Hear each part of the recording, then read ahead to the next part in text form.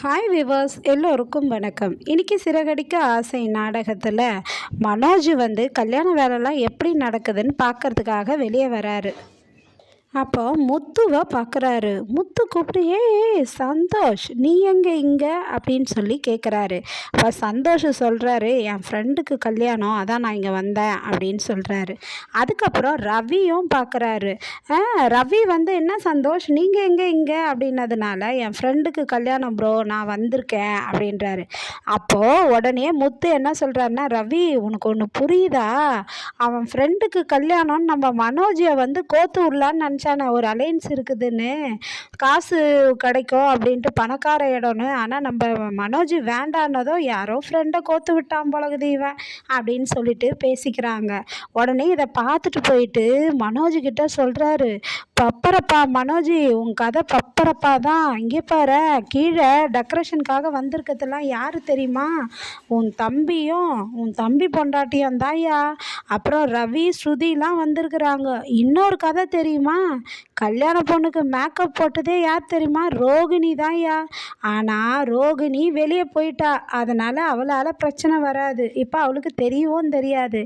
இப்போ முத்து மீனாலாம் இங்கே தான் இருக்கிறாங்க, என்ன பண்ண போகிற நீ அப்படின்னு சொல்கிறாரு. உடனே நியூமராலஜி ஜோசியர் சொல்கிறாரு, அதெல்லாம் கவலையே படாதீங்க, அவருடைய கட்டம் கரெக்டாக இருக்குது, இந்த கல்யாணம் நடந்தே தீரும் அப்படின்னு சொல்கிறாரு.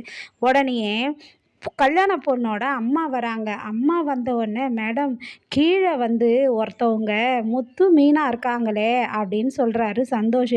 ஆமாம், அவங்க கல்யாணத்துக்காக டெக்கரேஷன் பண்ண வந்தவங்க அப்படின்னு சொல்கிறாங்க. ஐயோ அவங்க யாரும் இல்லை மேடம், உங்கள் மாப்பிள்ளையோடைய இது தம்பி ஒய்ஃபு தான், ரவி ஸ்ருதி இருக்காங்களா, அவரு இன்னொரு தம்பி ஒய்ஃபு, குடும்பமாக இங்கே வேலை செய்கிறாங்க அவங்க அப்படின்னு சொல்லிட்டு சொல்கிறாங்க. இப்போ மனோஜ் வீட்டுக்கு தெரியாமல் தானே இந்த கல்யாணத்துக்கு ஒத்துக்கிட்டாரு. அவங்கெல்லாம் இருந்தால் டைவர்ஸ் வாங்காமல் இவரை கல்யாணமே பண்ண விட மாட்டாங்க, பிரச்சனையாயிடும் அப்படின்னு சொல்லிட்டு சொல்கிறாங்க.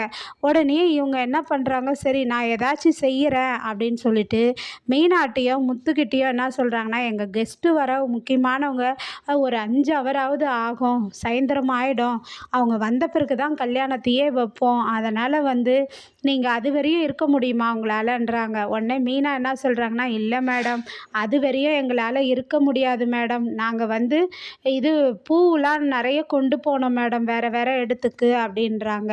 அதே மாதிரி ஸ்ருதியும் என்ன சொல்கிறாங்கன்னா, அவ்வளோ நேரம் ரெஸ்டாரண்ட்டை கவனிக்காமல் இருக்க முடியாது, நாங்களும் ரெஸ்டாரண்ட்டை போய் பார்க்கணுன்னு சொல்கிறாங்க. சரிப்பா, அப்போ உங்களால் அவ்வளோ நேரம் இருக்க முடியலன்னா நீங்கள் கிளம்புங்க அப்படின்னு சொல்லி கல்யாண பொண்ணோட அம்மா இவங்கள அனுப்பிச்சிடுறாங்க.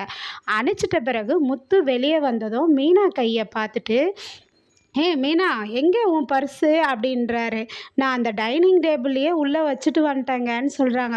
சரி நான் எடுத்துகிட்டு வரேன்ட்டு முத்து வராரு.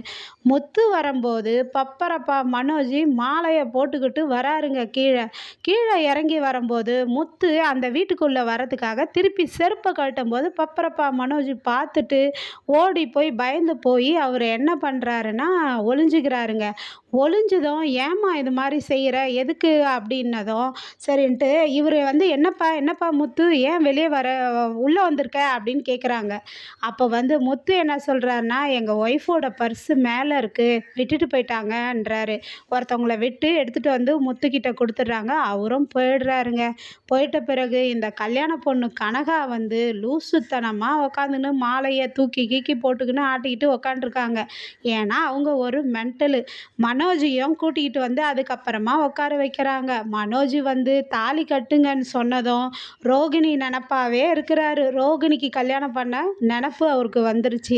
அதுக்கப்புறம் இந்த கனகாக்கும் மாப்பிள்ளை என்ன யோசிக்கிறீங்க, கனகா கழுத்தில் தாலி கட்டுங்கன்னதும் கனகாக்கும் தாலியும் கட்டிடுறாருங்க. நாளைய கதையில் அவர் தாலியை இன்னைக்கு கட்டிட்டாரு, நாளைக்கு யார்கிட்டெல்லாம் வாங்குவார், என்னென்ன பண்ணுவாருன்ற கதையை காத்திருந்து பார்ப்போம். நன்றி. அதுவரையும் பாய்.